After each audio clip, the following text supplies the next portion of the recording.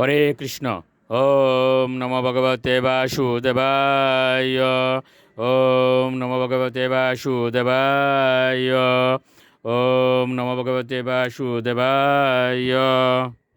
শ্রীমদ্ ভাগবত তৃতীয় স্কন্দ স্থানম সৃষ্টি স্থিতি ত্রয়োবিংশতি অধ্যায় দেবতীর অনুতাপ। শ্লোক 34 ও 37। সতাম কৃতমলস্নানাম বিভ্রাজন্তীম পূর্ববৎ আত্মন বিব্রতিম রূপম সম্বিতরুচিরস্তনিম বিদ্যাধরী সহস্রেণ সেব্যমানম সুভাষসম জাত ভাব বিমানম তদারু অয়দ মিত্রহন। অনুবাদ।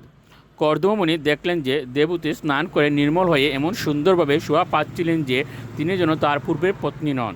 তিনি তার পূর্বের রাজকন্যার মতো সৌন্দর্য ফিরে পেয়েছিলেন।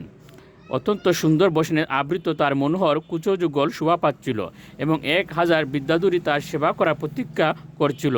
হে শত্রুহারী, পত্নীর প্রতি কর্দমমুনির অনুরাগ তখন বর্ধিত হয়েছিল এবং তিনি তাকে এই প্রাসাদোপম বিমানে আরোহণ করিয়েছিলেন।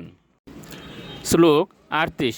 তস্মিন্ন লুপ্ত মহিমা প্রিয়ানুরক্ত বিদ্যাধরী বিরূপ চিহ্ন বপুর বিমানে ব্রাজ উৎকচ কুমুদ্গণবান পিচ্চ স্তারা বিরাবৃত ইবরূপতীর্ণ বস্তঃ। অনুবাদ। বিদ্যাধরীগণ কর্তৃক সেবিতা প্রিয়তমা পত্নীর প্রতি আপাত দৃষ্টিতে আসক্ত হলেও কর্দমমুনির মহিমা লুপ্ত হয়নি, যা ছিল তার আত্মসংযম। সেই প্রাসাদ সদৃশ্য বিমানে কর্দমমুনি পরিচারিকাগণ কর্তৃক পরিবেষ্টিত হয়ে শোভা পাচ্ছিলেন, ঠিক যেমন আকাশে কুমুদ প্রকাশক চন্দ্র তারকা বেষ্টিত হয়ে শোভা পায়। শ্লোক 39। তেনাষ্টলোক পবিআর কুলাচলেন্দ্র ধ্রুনীষু অনঙ্গ শোক মারুত সৌভগাসু সিদ্ধরিনুত দুদু নিপাত শিবসনাসু রেমে চিরম ধনদ্বৎ ললনা বরুতি। অনুবাদ।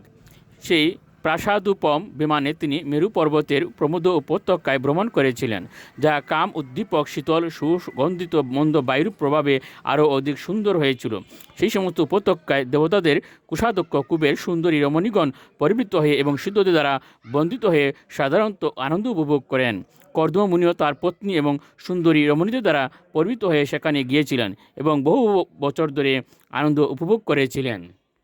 শ্লোক 40। বৈশ্রম্বকে সুরসনে নন্দনে পুষ্পভদ্রকে মানসে চৈত্যরথে চ স্বরে মে রাময়ারতঃ। অনুবাদ।